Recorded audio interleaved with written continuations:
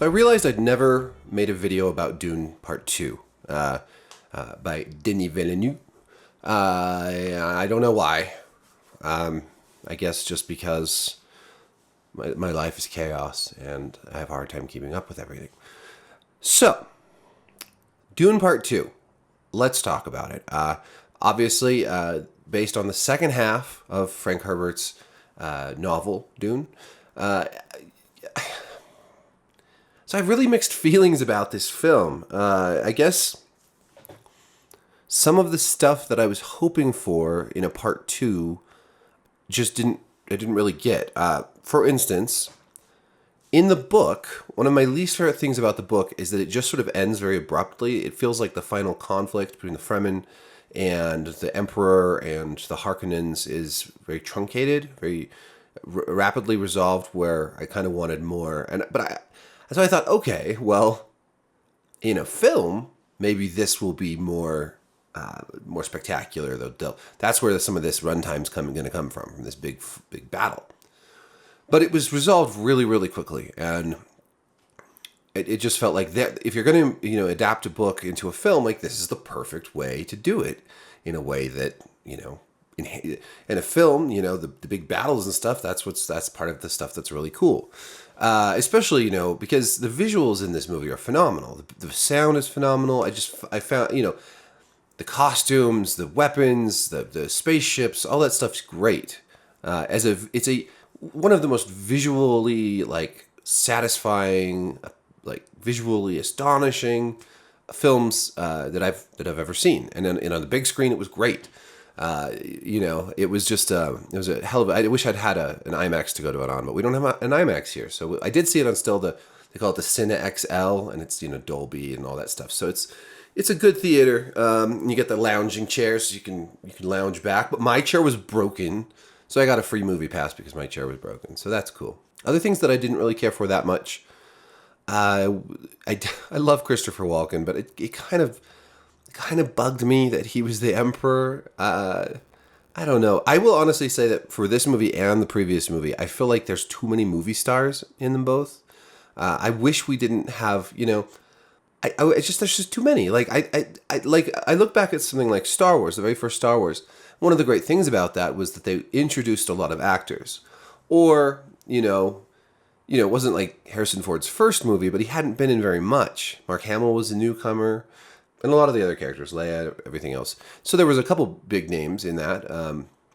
Alec Guinness was obviously a very famous actor when he played Obi-Wan. James Earl Jones' voice for Vader, very famous voice.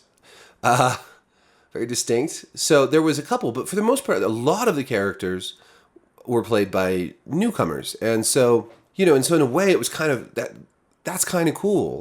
We haven't associated them with so many other roles when that movie comes out. And these kind of movies, I feel like, are a great opportunity to bring in newcomers for a lot of the roles. And instead, we have it's just a huge cast of very, very famous people. Timothée Chalamet, I think, does a fine job as Luke, or as Paul. Sorry, I don't want to say. I'm getting my Star Wars mixed up as Paul, but not a terrific job. I wouldn't say he was terrific in the role. And he's just you see him everywhere, right? He's gonna be Bob Dylan next. He's Willy Wonka. At a certain point, open the doors for some new actors. You know what I mean? And Zendaya, I wouldn't have cast her. She did fine, but I wouldn't have cast her. So I just think I don't know. Some of them, like Rebecca Ferguson, I thought were perfect, and she's not so famous that it's you're thinking about all the other stuff she's done. She was in Silo also with an awkward accent, but she's great in this and. And Javier Bardem, I thought, was really funny in this movie, and I really liked how they played up the humor of the fanatics and the hardcore believers, and then versus the more skeptical Fremen. But yeah, I don't know. I think I would have cast both movies, quite differently, and used a lot of lesser known actors, maybe some. Although, okay, some more exceptions to this. I thought that. Stellan Skarsgård was very good as the Emperor, and Austin Butler, he was unrecognizable, let's say that. And he is, even though he's starting to be big name like Timothée Chalamet, he still is a little fresher to the scene, I feel like, even though he was Elvis and in Masters of Air and stuff. I think they did a good job. I'll move on now. Seg to the Harkonnens in general, though.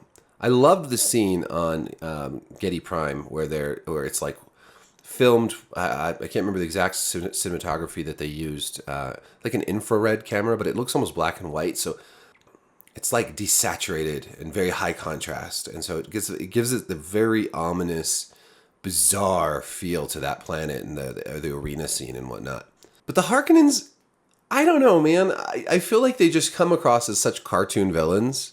You know, they're like just slitting people's throats left and right and bashing people's heads in, and you know, there's cannibal like like a cannibal harem for Feyd-Rautha, and I don't know, like by the after a few of these instances of just like, I mean, I get they're trying to make them evil, but like I want this to be a serious movie, and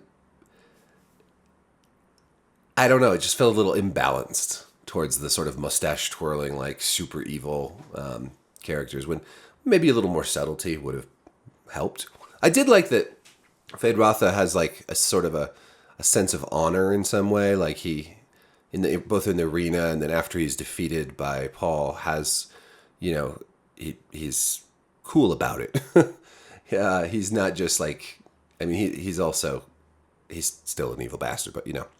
I also wonder why they didn't have Paul and his mother teaching the Fremen the Weirding Way, which is their special fighting style that helps the Fremen become even greater warriors.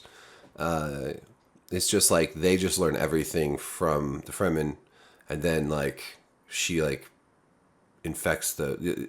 They did a good job like building him up as the Muad'Dib or whatever, as the.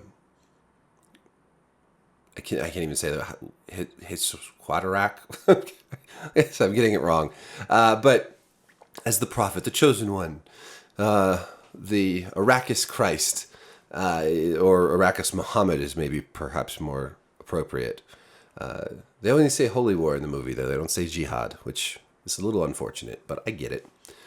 So there's like a lot of little things about the movie that kind of bugged me, like that I wasn't really expecting and that I wondered like why they did it that way. But overall, I really did enjoy it, and I think it was a good experience. And I think that like as far as adaptations go, it did a pretty good job. I think that this is a difficult book to remake. The original adaptation had many flaws, but also they did a decent job even back then with their limited special effects and very interesting cast. Another thing at the end, after the Emperor is like brought down, we don't see any navigators. Like there isn't like, I felt like that's an important part of kind of the resolution there. Like that was kind of like we maybe need a little exposition again on like the navigators and how important spice was and all that. It ends very abruptly, and it really felt to me like, okay, they're setting this up for a third part. Now, he hasn't said whether he's going to do a third part, but I feel like where this ends does not feel like a complete story. It just feels like, all right, we're off to war now. But why? I'm not like they control the spice. Like it doesn't seem like they need to go off to war. They can just like hold down the spice and keep it from the navigators. And if they and the navigators, they can basically manipulate now and say, well, we're not going to give you any more spice if you transport all these guys. So they're going to have to, bend the knee. So there was just a lot of little things like that that I was like, I don't think that really worked as well as it did in the book, or as it could have been done to make the format, the medium as film, really the best possible outcome for that, like the battle at the end. However, visually, sonically, this was a tremendous film, and it was just cool to see all the really unique costumes and spaceships, and some of the spaceship battles, like some of the like guerrilla attacks on the spicers and stuff, were really cool. So overall, I would recommend the movie. I think it was good, but unfortunately, many parts of the movie were just lacking. And I think that, like, if I were to do it, not that I'm a film director, although people are always like, if you don't like it, I bet you couldn't do it better. Why don't you go try to do it better? Well, I'm not a film director. I don't have hundreds of millions of dollars. I can't just go make a better Dune on a shoestring budget without the rights. But if I were to do it, I think, I would do a few things differently. I would probably try to stick a little closer to the book for things like the weirding way. I would probably not have... I don't know. I have really mixed feelings on how Chani's character is, like... I think that I'm saying her name right. So anti-Paul. Like, in a way it works because it gives us, like, someone's perspective who's against him turning into sort of a tyrant and the leader of this horrific jihad. And I kind of like that we get that from her. It makes it maybe a little more interesting than just her being, like, just supportive of him. But maybe they could have put that together better. I don't know. I would have cast a lot more new faces.